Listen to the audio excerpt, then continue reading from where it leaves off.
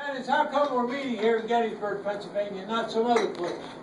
Like Chambersburg, Pennsylvania, invaded 3 times by the Confederate forces. Or maybe Arlington, Virginia, birthplace of Robert E. Lee. Or how about, better yet, Richmond, Virginia, the Confederate capital? Well, the reason that we're in Gettysburg and not some other places, General Robert E. Lee had a plan. And that plan was to invade the North. Now, he tried it once before in 1862, but he was turned back in September of 1862 in the Battle of Antietam.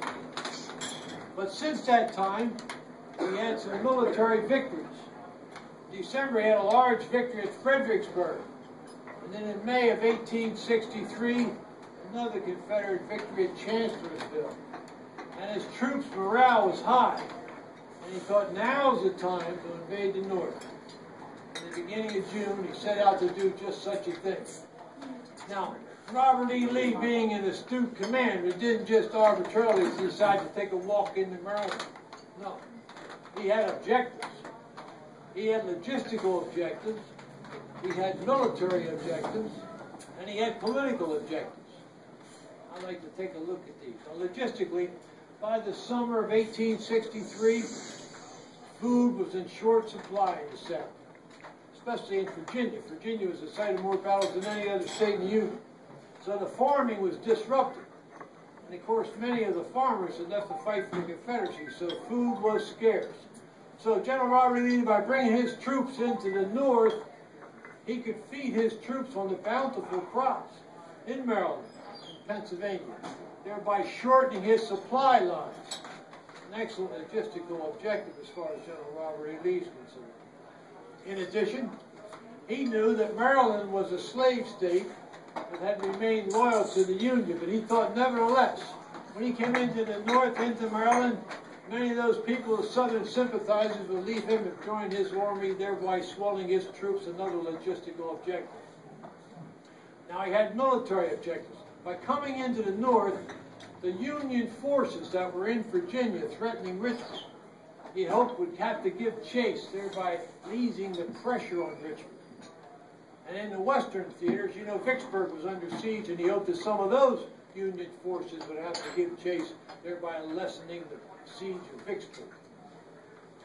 Now also, strangely, Gettysburg was not the military objective of General Robert E. Lee. No. The military objective of General Robert E. Lee was 37 miles to the north, Harrisburg, Pennsylvania. Now, why was Harrisburg the military objective of General Robert E. Lee? Well, in Harrisburg, there was a Union training facility by the name of Camp Curtin. It was named after the governor of Pennsylvania, Andrew Gray Curtin, and it was the largest training facility in the North. In fact, it was the largest training facility north or south. Some 300,000 soldiers passed through Camp Curtin. So if he could capture Harrisburg, he could interrupt the flow of trained Union soldiers into the Union lines.